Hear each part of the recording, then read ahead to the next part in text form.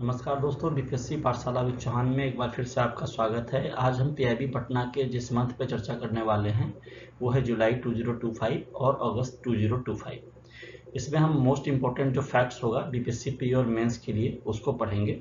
और ये current affairs के एग्जाम में जो करंट अफेयर्स के प्रश्न आते हैं एग्जाम्स में प्री और मेंस में बीपीएससी के, उसके लिए बहुत ही फायदेमंद रहने वाला है आपके लिए। दोस्तों, चैनल का नाम है बीपीएससी पाठशाला विद चौहान। चैनल पर जुड़े रहिए। यहाँ हम आपको बीपीएससी और बीपीएससी के द्वारा लिए गए सारे एग्जाम्स के साथ साथ अदर पीसीएस और यूपीएससी के प्री और मेंस की तैयारी कराते हैं, जहाँ तक कि जीएस का सवाल है। ठीक है, तो चलिए बिना समय गवाए पहले इसको कंप्लीट करते हैं, उसके बाद हम आगे बढ़ेंगे। इस वीडियो में मैंने कोशिश करा है कि जो जुलाई और अगस्त 2025 है उसके सारे जो इम्पोर्टेंट फैक्ट्स हैं पीआईबी के उसको एक ही जगह पे डाल दूं, क्योंकि अलग अलग वीडियो बनाने का इन 2 मंथ के लिए ज़रूरत थी नहीं, क्योंकि बहुत सारे न्यूज ऐसे हैं जिसमें रिपीटेड है। जैसे मान लो कि कोई 3 दिवसीय कार्यशाला अगर कहीं आयोजन किया गया है सरकार के द्वारा, तो उसके लिए वो 3 न्यूज़ है बैक टू बैक, तो सब में एक ही चीज़ होगी। तो मैंने क्या किया है, उन सबको एक ही जगह रख दिया है। तो इस तरीके से 12, 13, 14 पॉइंट्स बने हैं, और उसमें दोनों ही मंथ का जो मेन इंपॉर्टेंट है, जो योजनाएं वगैरह जो सब कुछ पीआईबी में है, वो सब मैंने कवर कर दिया है। तो प्रश्न अगर आएगा इन 2 महीनों से तो आप आराम से बना पाओगे। तो चलिए शुरू करते हैं। तो पहला है टॉपिक, कौशल से किसान समृद्धि जागरूकता कार्यशाला का आयोजन किया गया, सह प्रशिक्षण दिया गया। तो 4 जुलाई 2025 को क्या होता है, ICAR पूर्वी अनुसंधान परिसर जो पटना में है, ICAR RCER पटना, उसके द्वारा अनुसूचित जाति उप योजना SC शेड्यूल कास्ट SP के अंतर्गत कौशल से किसान समृद्धि विषय पर 1 दिवसीय जागरूकता कार्यशाला सह प्रशिक्षण कार्यक्रम आयोजित किया गया। कार्यक्रम का उद्देश्य क्या था? उद्देश्य था कौशल विकास के माध्यम से किसानों की आय एवं आत्मनिर्भरता को बढ़ाना। जो मुख्य अतिथि थे इसमें प्रशिक्षण में वो थे डॉक्टर KD कोकाटे, और विशेष अतिथि थे डॉक्टर अंजनी कुमार। कार्यक्रम में प्रयास PRAYAS मॉडल के माध्यम से सहभागी अनुसंधान एवं कौशल आधारित कृषि विकास पर विशेष बल दिया गया। किसानों को पौधशाला प्रबंधन, पशु टीकाकरण एवं कृषि यंत्र फैब्रिकेशन का व्यवहारिक प्रशिक्षण दिया गया। ग्रामीण उद्यमिता, कृषि यंत्रीकरण, पशु स्वास्थ्य, नर्सरी प्रबंधन एवं जल के बहुआयामी उपयोग को कृषि आय बढ़ाने के प्रमुख साधन के रूप में बताया गया। अगले 3 वर्षों तक प्रति वर्ष 500 किसानों और महिलाओं को प्रशिक्षण देने का लक्ष्य निर्धारित किया गया है। इसका मतलब ये हुआ कि अगले 3 वर्षों में लगभग 1500 किसानों और महिलाओं को प्रशिक्षण देने का लक्ष्य निर्धारित किया गया है कौशल से किसान समृद्धि जागरूकता अभियान के तहत। अब देखते हैं कि जो रट्टा मार फैक्ट्स मैंने लिखा है कि इसमें जो इम्पोर्टेंट फैक्ट्स हैं उसको एक बार दोबारा से देख लेते हैं इस कंटेंट का। तो जो तिथि थी जिस दिन ये आया है न्यूज़ में, वो है 4 जुलाई 2025। आयोजक था ICAR पूर्वी अनुसंधान परिसर RCER पटना। योजना क्या थी, अनुसूचित जाति उपयोजना SC SP, और थीम रहा इसका कौशल से किसान समृद्धि। और जो किस मॉडल पर आधारित था ये, वो था प्रयास मॉडल पे। तो व्यवहारिक प्रशिक्षण के लिए पौधशाला प्रबंधन, पशु टीकाकरण, कृषि यंत्र फैब्रिकेशन, इसका प्रशिक्षण दिया गया 500 किसानों और महिलाओं को, जो अगले 3 साल तक लगातार दिया जाएगा। तो 1500 लोगों को मिलेगा। और लक्ष्य क्या रहा कि 300 वर्षों तक प्रतिवर्ष 500 किसानों एवं महिलाओं को प्रशिक्षण दिया जाएगा।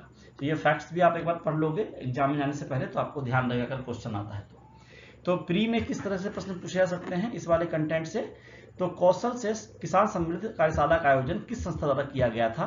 तो ICAR पूर्वी अनुसंधान परिसर पटना। और इस प्रशिक्षण कार्यक्रम में किसानों को निम्नलिखित में से किस विषय का व्यवहारिक प्रशिक्षण दिया गया था? तो वो है आपका पशु टीकाकरण, पौधशाला प्रबंधन और कृषि यंत्र फैब्रिकेशन। तो ये तीनों दिया गया था। ठीक है, तो 1, 2, 3 इसका आंसर है। बीपीएससी के मेंस में कैसा प्रश्न आ सकता है इससे?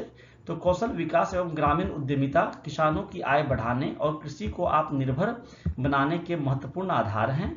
इस कथन के आलोक में ICAR द्वारा आयोजित कौशल से किसान समृद्धि कार्यक्रम की उपयोगिता का विश्लेषण कीजिए। तो अगर आप कंटेंट को पढ़ के जाते हैं तो अच्छे से आप पॉइंट्स बना के इसको लिख पाओगे। अब देखते हैं अगला न्यूज क्या है। दोस्तों मैं फिर से बता दूं, ये जो वीडियो है इसमें जुलाई 2025 और अगस्त 2025 के कंटेंट एक साथ है। और मैंने आपको जो जनवरी से लेके जून तक के आपका 2026 का कंटेंट पहले ही दे दिया है, जो आपको बीपीएससी पाठशाला विद चौहान चैनल के ही प्लेलिस्ट में मिल जाएगा। और अभी मैं क्या कर रहा हूँ कि जुलाई अगस्त का एक वीडियो बना रहा हूँ 2025 वाला, फिर 2 और आ जाएगा सितंबर, अक्टूबर, नवंबर, दिसंबर का। तो आपका पूरा 1 साल का जुलाई टू जून का पूरा रेडी हो जाएगा। वैसे सितंबर में लास्ट एग्जाम हुआ था बीपीएससी प्री का, तो हो सकता है कि आपको ऐसा लगे कि जुलाई अगस्त पढ़ना वो जो है वो रिलेट नहीं करेगा, लेकिन ये करेगा क्योंकि बीपीएससी पिछले 1 साल या 1.5 साल तक के प्रश्न उठाती है, तो पीआईबी के लिए 1 साल काफी है। ठीक है, तो दूसरा न्यूज है आईसीएआर पूर्वी अनुसंधान परिसर पटना 21वीं अनुसंधान परामर्शदात्री समिति। इसके लिए पढ़ें तो 2 जुलाई 2025 को आईसीएआर पूर्वी अनुसंधान परिसर पटना के 21वीं अनुसंधान परामर्श समिति आरएसी की बैठक प्रारंभ हुई। बैठक की अध्यक्षता डॉक्टर केडी कोकाटे, पहले भी डिवीजन में पढ़ा इनका नाम, ये पूर्व उप महानिदेशक थे कृषि प्रसार के आईसीएआर के, उन्होंने की। बैठक में कृषि में कृत्रिम बुद्धिमत्ता, AI, artificial intelligence, machine learning, अपशिष्ट से संपदा, वेस्ट टू वेल्थ तथा सतत कृषि पर विशेष बल दिया गया है ना, सस्टेनेबल एग्रीकल्चर पे। जलवायु परिवर्तन, सीमित संसाधन और छोटी जोत जैसी चुनौतियों के समाधान हेतु किसान केंद्रित अनुसंधान की आवश्यकता बताई गई। धान प्रति क्षेत्रों, मूल्य श्रृंखला विकास, भूजल गुणवत्ता तथा कटाई उपरांत हानि कम करने पर भी चर्चा हुई। साथ ही संस्थान ने स्मार्ट एवं भविष्य उन्मुख कृषि प्रणाली विकसित करने का भी लक्ष्य रखा। इस कंटेंट से जो फैक्ट्स निकल के आते हैं रट्टा मारने वाले, वो ये हैं कि किस जगह पर हुआ था ये परामर्शदात्री समिति का अनुसंधान का बैठक 21वां, तो ICAR eastern research complex Patna. बैठक 21वीं थी आरएसी की। तिथि था 2 जुलाई 2025। प्रमुख विषय थे AI, artificial intelligence, machine learning, waste to wealth और सस्टेनेबल एग्रीकल्चर।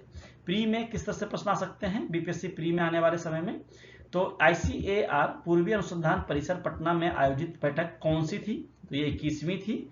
और बैठक में किस अवधारणा पर बल दिया गया, तो वेस्ट टू वेल्थ। अवधारणाएं 2-3 थी, AI, machine learning, waste to wealth और सस्टेनेबल एग्रीकल्चर। तो इसमें इन चारों में से सिर्फ वेस्ट टू वेल्थ है ऑप्शन में, तो आप उसी को टिक करोगे।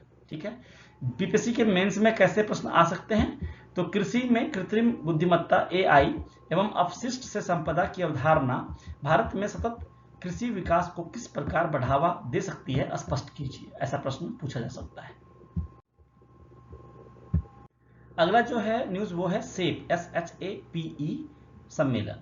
ठीक है, तो 26 से 27 जुलाई 2025 को army hospital research and referral नई दिल्ली द्वारा सेप SHAPE 2025 सम्मेलन आयोजित किया गया।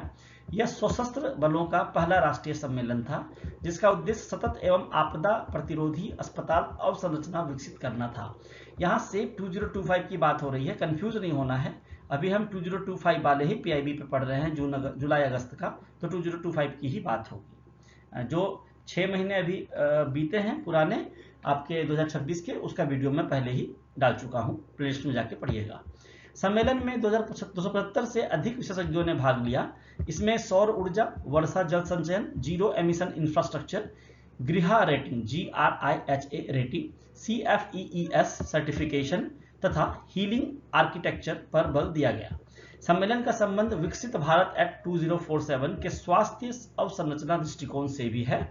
लक्ष्य है पर्यावरण अनुकूल, तकनीकी रूप से सक्षम एवं रोगी केंद्रित अस्पताल विकसित करना। इस कंटेंट से जो फैक्ट्स निकल के सामने आता है, वो सबसे पहले तो शेप आता है, तो शेप का आप फुल फॉर्म पहले याद रखिए, sustainable hospital architecture, planning, infrastructure and equipment. अगर आपने शेप का ही फुल फॉर्म याद कर लिया तो आप समझ जाओगे ये मैटर क्या है पूरा। आयोजन किया AHRR ने, army hospital research and referral ने। अवधि रही 26 से 27 जुलाई 2025 और प्रमुख विषय रहे green hospital infrastructure. BPSC pre में किस तरह से प्रश्न आ सकते हैं, शेप 2025 सम्मेलन किस क्षेत्र से संबंधित है, तो सतत अस्पताल अवसंरचना से।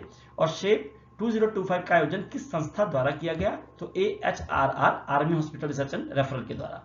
बीपीएससी मेंस में कैसे क्वेश्चन पूछा जाता है, इसमें अगर पूछा जाएगा तो कैसा क्वेश्चन आएगा, आप उस क्वेश्चन की प्रकृति को समझिए। भारत में स्वास्थ्य अवसंरचना को आपदा प्रतिरोधी एवं पर्यावरण अनुकूल बनाने की आवश्यकता पर चर्चा कीजिए। इस तरह से हमने इस कंटेंट को कंप्लीट किया। 2 बार पढ़िएगा, 3 बार पढ़िएगा, याद रहेगा, कहीं भी आएगा प्रीमेंस में लिख पाओगे। ठीक है, अगला है विकसित बिहार, महिलाओं की भागीदारी के माध्यम से विकसित बिहार की परिकल्पना। 19 जुलाई 2025 को पटना में विकसित बिहार, महिलाओं की भागीदारी के माध्यम से विकसित बिहार की परिकल्पना विषय पर सम्मेलन आयोजित हुआ। मुख्य वक्ता डॉक्टर जितेंद्र सिंह थे। उन्होंने बताया कि भारत में लगभग 1.7 लाख स्टार्टअप हैं, जिनमें लगभग 76,000 महिला नेतृत्व वाले स्टार्टअप हैं। सम्मेलन में Jeevika e learning management system app तथा शक्तिशाली महिला समृद्ध बिहार पुस्तक का शुभारंभ किया गया। महिला सशक्तिकरण के 4 स्तंभ बताए गए सम्मेलन में: संस्थागत समावेशन, वैज्ञानिक एवं तकनीकी सशक्तिकरण, आर्थिक एवं सामाजिक सशक्तिकरण, साथ ही कार्यस्थल पे सुधार एवं कानूनी संरक्षण भी स्तंभ में शामिल किया गया। तो 4 स्तंभ थे टोटल। ठीक है, फिर से बता देता हूं। संस्थागत समावेशन, वैज्ञानिक एवं तकनीकी सशक्तिकरण, आर्थिक एवं सामाजिक सशक्तिकरण और कार्यस्थल सुधार एवं कानूनी संरक्षण। बिहार में पंचायत एवं शहरी निकायों में 50% तथा राज्य सेवाओं में 35% महिला आरक्षण का उल्लेख किया गया इस सम्मेलन में। फैक्ट्स क्या निकल के आता है इस कंटेंट से? स्थान पटना, मुख्य वक्ता डॉक्टर जितेंद्र सिंह। महिला नेतृत्व वाले स्टार्टअप टोटल कितने हैं देश में? लगभग 76,000। टोटल स्टार्टअप कितने हैं? 1.7 लाख। और प्रमुख पहल जो है वो जीविका ई लर्निंग ऐप है। बीपीएससी प्री में किस तरह से प्रश्न आ सकते हैं? सम्मेलन में किस मोबाइल ऐप का शुभारंभ किया गया? जीविका ई लर्निंग मैनेजमेंट सिस्टम। और डॉक्टर जितेंद्र सिंह के अनुसार भारत में लगभग कितने महिला नेतृत्व वाले स्टार्टअप हैं? 76,000। ये बार बार कंटेंट आ रहा है, इसको याद रखिएगा। मेंस में किस तरह से प्रश्न आ सकते हैं? महिला नेतृत्व विकास, वुमन लेड डेवलपमेंट की अवधारणा का विश्लेषण कीजिए। विश्लेषण शब्द पे जोड़ देना है आपको। और बिहार के संदर्भ में इसके महत्व को स्पष्ट कीजिए। ऑब्वियसली बीपीएससी में पूछेगा तो बिहार के संदर्भ में पूछेगा। वैसे ये प्रश्न किसी भी एग्जाम में पूछ सकता है आपको, पीसीएस के किसी भी स्टेट में। बस उस स्टेट का नाम देके उसके संदर्भ में महत्व को स्पष्ट करने के लिए कहा जाएगा। ठीक है, आगे देखते हैं। अगला जो टॉपिक है वो है एनएसओ अन्वेषा 2.0 सांख्यिकी डेटा संग्रहण का डिजिटल प्लेटफॉर्म। वह क्या है कि राष्ट्रीय सांख्यिकी कार्यालय एनएसओ ने डेटा संग्रहण को अधिक डिजिटल, पारदर्शी एवं त्रुटि रहित बनाने के लिए अन्वेषा 2.0 प्लेटफॉर्म विकसित किया। यह एक मोबाइल आधारित computer assisted personal interview CAPI प्रणाली पर कार्य करता है। सर्वेक्षण की गुणवत्ता, रियल टाइम मॉनिटरिंग एवं डेटा सत्यापन इसकी प्रमुख विशेषताएं हैं। जीपीएस आधारित लोकेशन सत्यापन एवं ऑनलाइन डेटा ट्रांसमिशन की सुविधा भी यहाँ पे उपलब्ध है। इससे राष्ट्रीय स्तर के सामाजिक एवं आर्थिक सर्वेक्षण अधिक विश्वसनीय बनेंगे। साथ ही डिजिटल गवर्नेंस एवं एविडेंस बेस्ड पॉलिसी मेकिंग को यह प्लेटफॉर्म मजबूती प्रदान करता है। फैक्ट्स क्या निकल के आते हैं इस कंटेंट से? तो फैक्ट्स है नेशनल स्टैटिस्टिकल ऑफिस एनएसओ, इसका फुल फॉर्म, संस्था का नाम याद रखिए। प्लेटफॉर्म है अन्वेषा 2.0, तकनीक है CAPI computer assisted personal interview, और उद्देश्य क्या है? Digital survey and real time monitoring. BPSC pre में किस तरह से प्रश्न आ सकते हैं इस टॉपिक से? अन्वेषा 2.0 किस संस्था द्वारा विकसित किया गया है? एनएसओ द्वारा। अन्वेषा 2.0 मुख्यतः किस उद्देश्य के लिए विकसित किया गया है? डिजिटल डेटा संग्रहण के उद्देश्य से। बीपीएससी मेंस में अगर क्वेश्चन आता है इससे तो किस टाइप का आएगा? डिजिटल डेटा संग्रहण प्रणाली अन्वेषा 2.0 भारत में साक्ष्य आधारित नीति निर्माण को किस प्रकार सुदृढ़ करती है, स्पष्ट कीजिए। अब अगले कंटेंट पे देखते हैं क्या है topic. Future youth leader boot camp 2025। Future youth leader boot camp का उद्देश्य है युवाओं में नेतृत्व क्षमता, नवाचार, उद्यमिता एवं सामाजिक उत्तरदायित्व का विकास करना। कार्यक्रम में विद्यार्थियों एवं युवा प्रतिनिधियों ने भाग लिया। विभिन्न विशेषज्ञों ने leadership skills, team building, communication, startup ecosystem एवं इनोवेशन पर प्रशिक्षण दिया, ट्रेनिंग दी गई। युवाओं को विकसित भारत एट 2047 के निर्माण में सक्रिय भागीदारी के लिए प्रेरित किया गया।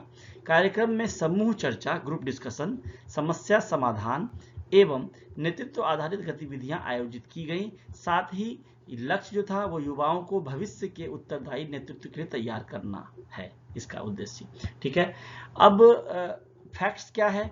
तो उद्देश्य है लीडरशिप डेवलपमेंट करना, प्रमुख विषय थे इनोवेशन, एंटरप्रेन्योरशिप, और लक्ष्य है विकसित भारत एट 2047। ठीक है, प्री में किस तरह से प्रश्न पूछे जा सकते हैं इस टॉपिक से, तो future youth leadership boot camp का मुख्य उद्देश्य क्या है, नेतृत्व क्षमता का विकास करना। और बूट कैंप में किस विषय पर विशेष बल दिया गया, तो नवाचार एवं उद्यमिता पर।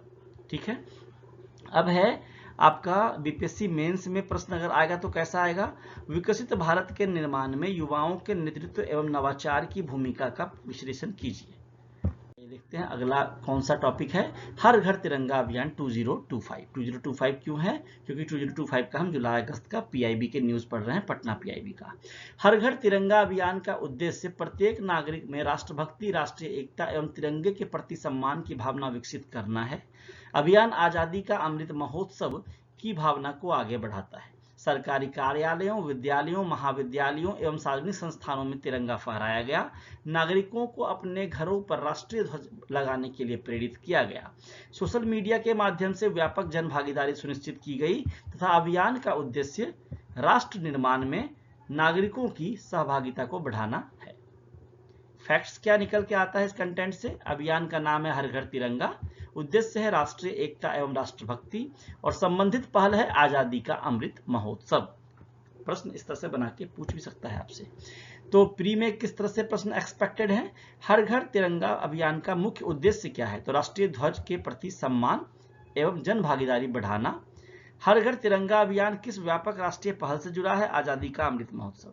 बीपीएससी मेंस में कैसा प्रश्न आएगा, हर घर तिरंगा अभियान राष्ट्रीय एकता एवं नागरिक उत्तरदायित्व को किस प्रकार सुदृढ़ करता है, विवेचना कीजिए।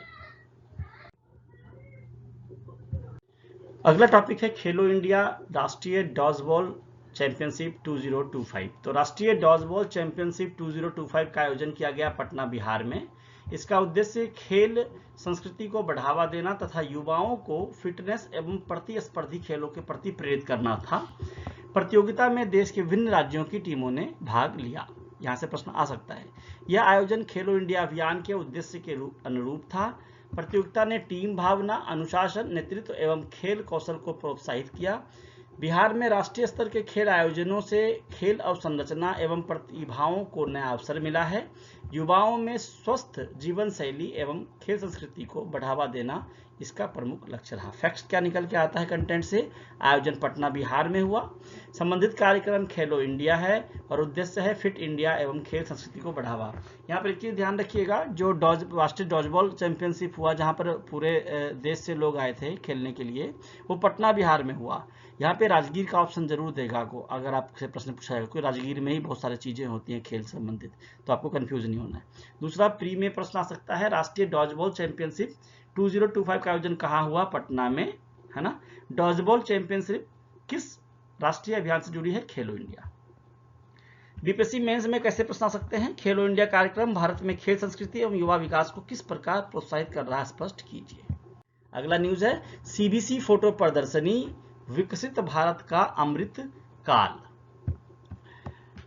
केंद्रीय संचार ब्यूरो सीबीसी पटना द्वारा सीतामढ़ी के पुपरी में 2 दिवसीय फोटो प्रदर्शनी एवं जन जागरूकता कार्यक्रम आयोजित किया गया। विषय क्या था, विकसित भारत का अमृत काल, सेवा, अनुशासन एवं गरीब कल्याण के 11 वर्ष। प्रदर्शनी में भारत सरकार की प्रमुख योजनाओं जैसे उज्ज्वला, आयुष्मान भारत, पीएम किसान योजना और सुकन्या समृद्धि योजना आदि की जानकारी दी गई। प्रश्नोत्तरी प्रतियोगिता रखी गई, सांस्कृतिक कार्यक्रम रखा गया एवं चित्रकला प्रतियोगिता का भी आयोजन किया गया। उद्देश्य था ग्रामीण क्षेत्रों में सरकारी योजनाओं के प्रति जागरूकता बढ़ाना। ठीक है, अब इससे फैक्ट्स का निकल के आता है, आयोजक था central bureau of communication CBC, स्थान पुपरी सीतामढ़ी और विषय था सेवा, अनुशासन एवं गरीब कल्याण के 11 वर्ष। दोस्तों, पीआईबी पढ़ते समय आपको कुछ भी इंटरेस्टिंग टाइप का फैक्ट्स या फोटोग्राफ्स नहीं दिखेंगे। हाँ, अगर आप नेट के थ्रू जाते हो तो वहाँ पर जो न्यूज़ होता है उसके साथ में 3-4 फोटोग्राफ्स होते हैं, क्योंकि सरकारी आंकड़ा है तो फोटोग्राफ्स होते हैं, लेकिन मुझे लगा कि उसको यहाँ पे कॉपी पेस्ट करने का कोई औचित्य नहीं है, वो अननेसेसरी पीपीटी को बड़ा और लंबा कर देगा वीडियो को, तो मैंने वो यहाँ पे रखा नहीं है। आपको इंटरेस्ट नहीं आएगा, फिर भी आप समझ लो कि जहाँ पर आपको पढ़ाई में इंटरेस्ट नहीं आ रहा है, प्रश्न वहीं से आते हैं। तो बीपीएससी प्री में किस तरह से प्रश्न आ सकते हैं, फोटो प्रदर्शनी का आयोजन किस संस्था द्वारा किया गया, सीबीसी के द्वारा। सीबीसी क्या है, सेंट्रल ब्यूरो ऑफ कम्युनिकेशन। ठीक है, केंद्रीय संचार ब्यूरो। प्रदर्शनी का मुख्य उद्देश्य क्या था? सरकारी योजनाओं के प्रति जन जागरूकता। मेंस में प्रश्न आ सकता है, सरकारी योजनाओं के प्रभावी क्रियान्वयन में जन जागरूकता कार्यक्रमों एवं संचार माध्यमों की भूमिका का विश्लेषण कीजिए। मैं बार बार इस तरह के शब्दों को राउंड में दिखाता हूं, क्योंकि विश्लेषण कीजिए, विचार कीजिए, परीक्षण कीजिए, चर्चा कीजिए, विवेचना कीजिए, समालोचनात्मक विश्लेषण कीजिए, आलोचनात्मक विश्लेषण कीजिए, ये सब चीजें आपको ध्यान रखनी है। उसी टाइप से आंसर राइटिंग करनी है, ऐसा नहीं कि कुछ भी लिख दिया। अब है दिव्य कला मेला 2025 पटना। 23 से 31 अगस्त तक चला 2025 में। स्थान था गांधी मैदान। पटना में दिव्य कला मेला आयोजित किया गया गांधी मैदान में 23 से 31 अगस्त तक। ठीक है, आयोजन किसने किया? दिव्यांगजन सशक्तिकरण विभाग, डिपार्टमेंट ऑफ आपका पीडब्ल्यूडी है ना, DEPWD बोल सकते हैं, सामाजिक न्याय एवं अधिकारिता मंत्रालय द्वारा किया गया। इसमें 20 राज्यों के लगभग 100 दिव्यांग कारीगरों एवं उद्यमियों ने भाग लिया। यह 2022 से शुरू हुई श्रृंखला का 26वां मेला था। हस्तशिल्प, हथकरघा, जैविक उत्पाद, आभूषण, गृह सज्जा एवं अन्य उत्पाद प्रदर्शित किए गए और कार्यक्रम का उद्देश्य दिव्यांग उद्यमियों को विपणन मंच उपलब्ध कराना एवं आर्थिक सशक्तिकरण को बढ़ावा देना था। ADIP योजना के अंतर्गत सहायक उपकरण भी वितरित किए गए। अब इससे फैक्ट्स क्या निकल के आता है? तो कहां पे हुआ था दिव्य कला मेला? गांधी मैदान पटना में। अवधि क्या थी? 23 से 31 अगस्त। भागीदारी कैसे रही? तो 20 राज्य के 100 कारीगर आए, दिव्यांग कारीगर, और श्रृंखला यह 26वां था, 2022 से शुरू हुआ है। तो प्रश्न भी यही से बन रहा है प्री में, कहाँ आयोजन हुआ? पटना में। और किस मंत्रालय के अंतर्गत आता है? तो सामाजिक न्याय एवं अधिकारिता मंत्रालय। इस तरह से प्रश्न आते हैं कि निम्न में से निम्न योजना या निम्न जो भी मेला है वो किस मंत्रालय ने आयोजन किया, तो ये बहुत इंपॉर्टेंट है आपके लिए। बीपीएससी मेंस क्वेश्चन कैसे पूछेगा? दिव्यांगजनों के आर्थिक सशक्तिकरण में दिव्य कला मेला की भूमिका का मूल्यांकन कीजिए। प्रश्न आ भी सकता है, नहीं भी, लेकिन आपको रेडी रहना है। मेंस में, प्री में आजकल कहीं से भी प्रश्न पूछ देते हैं। अब है नमस्ते योजना, बहुत इंपॉर्टेंट है ये, इसको समझिए। 23 अगस्त 2025 को पटना के SK मेमोरियल हॉल, ये श्री कृष्ण सिंह मेमोरियल हॉल है, इसमें राष्ट्रीय मशीनीकृत स्वच्छता इकोसिस्टम नमस्ते योजना पर विशेष कार्यक्रम आयोजित किया गया। योजना का उद्देश्य था सीवर एवं सेप्टिक टैंक श्रमिकों की सुरक्षा, सम्मान एवं यांत्रिक सफाई को बढ़ावा देना। कार्यक्रम में PPE किट, सुरक्षा उपकरण एवं आयुष्मान कार्ड वितरित किए गए। देश भर में 89,960 सीवर एवं सेप्टिक टैंक श्रमिकों की प्रोफाइलिंग की जा चुकी है और योजना का लक्ष्य जो है वो मैनुअल स्कैवेंजिंग को समाप्त करना एवं सुरक्षित कार्य परिस्थितियां सुनिश्चित करना है। फैक्ट्स क्या निकल के आता है सामने? सबसे पहले तो नमस्ते स्कीम में नमस्ते को क्या फुल फॉर्म याद रखिए, national action for mechanised sanitation ecosystem. मंत्रालय कौन सा संबंधित है? सामाजिक न्याय एवं अधिकारिता मंत्रालय। स्थान था पटना, जहां ये किया गया आयोजन, और लाभार्थी कौन है? सीवर एवं सेप्टिक टैंक के श्रमिक। अब है बीपीएससी प्री में कैसे प्रश्न आएंगे? तो नमस्ते योजना का मुख्य उद्देश्य क्या है? मशीनीकृत स्वच्छता एवं सफाई कर्मियों की सुरक्षा। और नमस्ते योजना मुख्यतः किन श्रमिकों से संबंधित है? तो सीवर एवं सेप्टिक टैंक श्रमिकों से। बीपीएससी मेंस में कैसे प्रश्न आएंगे? तो मैनुअल स्कैवेंजिंग उन्मूलन एवं स्वच्छता कर्मियों की सुरक्षा सुनिश्चित करने में नमस्ते योजना की भूमिका का विश्लेषण कीजिए। अगला जो टॉपिक है वो है एनएसएस की 75वीं वर्षगांठ, खेल सप्ताह, स्पोर्ट्स वीक 2025। राष्ट्रीय सांख्यिकी कार्यालय NSO, नेशनल स्टैटिस्टिकल ऑफिस, सांख्यिकी एवं कार्यक्रम कार्यान्वयन मंत्रालय द्वारा 25 से 29 अगस्त 2025 तक एनएसएस की 75वीं वर्षगांठ के अवसर पर खेल सप्ताह का आयोजन किया गया। समापन समारोह था 29 अगस्त को 2025 में, राष्ट्रीय खेल दिवस वाले दिन। इसमें ऊर्जा खेल परिसर, राजवंशी नगर, पटना, यहीं पर यह आयोजित हुआ था। प्रतियोगिताओं में क्रिकेट, बैडमिंटन, फुटबॉल, शतरंज, एथलेटिक्स एवं योग शामिल थे। कार्यक्रम का उद्देश्य क्या था? कर्मचारियों में स्वास्थ्य, टीम भावना, अनुशासन एवं फिटनेस को बढ़ावा देना और खेल संस्कृति को प्रोत्साहित करने तथा स्वस्थ जीवन शैली अपनाने का संदेश दिया गया। फैक्ट्स क्या हैं इसमें? अवसर था एनएसएस की 75वीं वर्षगांठ, अवधि थी 25 से 29 अगस्त। 29 अगस्त को हम मनाते हैं राष्ट्रीय खेल दिवस और स्थान है ऊर्जा खेल परिसर, पटना। बीपीएससी प्री में किस तरह से प्रश्न आएंगे? तो वो आएगा एनएसएस की 75वीं वर्षगांठ पर खेल सप्ताह कब आयोजित किया गया? तो 25 से 29 अगस्त। और खेल सप्ताह का समापन कहाँ हुआ? तो ऊर्जा खेल परिसर, राजवंशी नगर, पटना में। बीपीएससी मेंस में प्रश्न आ सकता है, सरकारी संस्थानों में खेल एवं फिटनेस गतिविधियों का कर्मचारियों की कार्यक्षमता एवं स्वास्थ्य पर क्या प्रभाव पड़ता है? स्पष्ट कीजिए। अब जो लगभग लास्ट ही मान के चलिए इसको कि बिहार में बुनकर कमलेश कुमार को राष्ट्रीय हथकरघा पुरस्कार मिला। इनका नाम याद रखिए, कमलेश कुमार। नालंदा जिले के सिलाव नेपुरा के पारंपरिक हथकरघा बुनकर कमलेश कुमार का चयन राष्ट्रीय हथकरघा पुरस्कार के लिए किया गया। उन्हें 52 बूटी बुनाई कला के संरक्षण एवं संवर्धन के लिए सम्मानित किया गया। उनका चयन बुनकर सेवा केंद्र भागलपुर के संस्था पर हुआ। पुरस्कार 11वें राष्ट्रीय हथकरघा दिवस 7 अगस्त 2025 पर भारत मंडपम नई दिल्ली में राष्ट्रपति द्वारा प्रदान किया जाना था। यह सम्मान बिहार की पारंपरिक हथकरघा कला एवं शिल्प विरासत को राष्ट्रीय पहचान दिलाने वाला महत्वपूर्ण कदम है। फैक्ट्स क्या आता है? पुरस्कार का नाम है राष्ट्रीय हथकरघा पुरस्कार। बुनकर जिन्हें मिला उनका नाम है कमलेश कुमार। कहाँ के हैं? नालंदा के। और किस कला के लिए? 52 बूटी बुनाई के लिए। और अवसर है 11वां राष्ट्रीय हथकरघा दिवस। प्री में कैसे प्रश्न आएंगे? तो कमलेश कुमार किस पारंपरिक बुनाई कला के लिए प्रसिद्ध हैं? 52 बूटी, याद रखिएगा, आ सकता है प्रश्न। कमलेश कुमार किस जिले से संबंधित है? नालंदा, ये भी आ सकता है, पूछ देते हैं ये लोग। बीपीएससी मेंस में है प्रश्न, बिहार की पारंपरिक हथकरघा एवं शिल्प कला के संरक्षण में सरकारी पुरस्कारों एवं प्रोत्साहन योजनाओं की भूमिका का विश्लेषण कीजिए। अब कुछ एक्स्ट्रा मेंस के लिए मैंने प्रश्न डाले हैं सारे टॉपिक को मिला के। तो वो पहला प्रश्न है, कृषि में एआई एवं डिजिटल तकनीकों की भूमिका पर चर्चा। महिला नेतृत्व विकास, वुमन लेड डेवलपमेंट विकसित बिहार के निर्माण में किस प्रकार सहायक हो सकता है। दिव्यांगजनों के आर्थिक सशक्तिकरण में दिव्य कला मेला जैसे पहलों का मूल्यांकन कीजिए। नमस्ते योजना भारत के स्वच्छता कर्मियों के जीवन और कार्यप्रणाली में किस प्रकार सुधार ला सकती है। और बिहार की 52 बूटी हथकरघा परंपरा के संरक्षण संवर्धन के लिए आवश्यक उपाय सुझाइए। एक बार फिर से हम मिलेंगे पीआईबी पटना के सितंबर और अक्टूबर 2025 की खबरों के साथ। और चैनल का नाम बीपीएससी पाठशाला विद चौहान है। आपको चैनल पे आना है।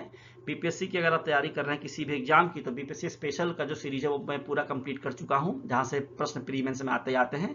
साथ ही मैंने मॉडर्न इंडियन हिस्ट्री को भी कंप्लीट किया है, जहां से मैक्सिमम प्रश्न आते हैं जीएस में किसी भी एग्जाम में। और अब मैं सोच रहा था कि बीपीएससी का एग्जाम चूंकि 26 को होना है, 26 जुलाई को, ये कंफर्म डेट है, अभी डेट बढ़ा नहीं है। तो उसके लिए मैं पीआईबी की सीरीज चला रहा हूं, जिसमें पीआईबी पटना के सारे क्वेश्चंस होंगे। तो अगर कोई भी प्रश्न आता है बिहार करंट से, तो वहां से पक्का आपको मिल जाएगा प्री और मेंस के लिए। तो आप अच्छे से पढ़िए। अभी मैंने 2026 के जनवरी टू जून समाप्त कर दिया है, और इस वीडियो में मैंने 2025 का जो है वो जुलाई और अगस्त समाप्त कर दिया। तो अगला जो वीडियो आएगा वो सितंबर अक्टूबर 2025 का आएगा, और फिर उसके आगे नवंबर दिसंबर का आएगा। तो पूरा आपका 1 साल का कंप्लीट हो जाएगा। इस एग्जाम के लिए आप रेडी हो जाओगे। तो दोस्तों, चैनल का नाम बीपीएससी पाठशाला विद चौहान है। चैनल आपको फ्री में कंटेंट उपलब्ध कराता है। आपको चैनल को सब्सक्राइब करना है, लाइक करना है, दोस्तों से फैमिली में शेयर करना है। और अगर आपका कोई फ्रेंड है जो सिविल सर्विस की तैयारी करता है, एसएससी की तैयारी करता है, बिहार टीआरई, दरोगा, इन सब का प्रिपरेशन करता है, तो उसके लिए ये चैनल बहुत ही लाभदायक है। उनसे बोलिए सब्सक्राइब करें। तो अगले वीडियो में मिलेंगे, तब तक के लिए पढ़ते रहिए, मस्त रहिए। धन्यवाद।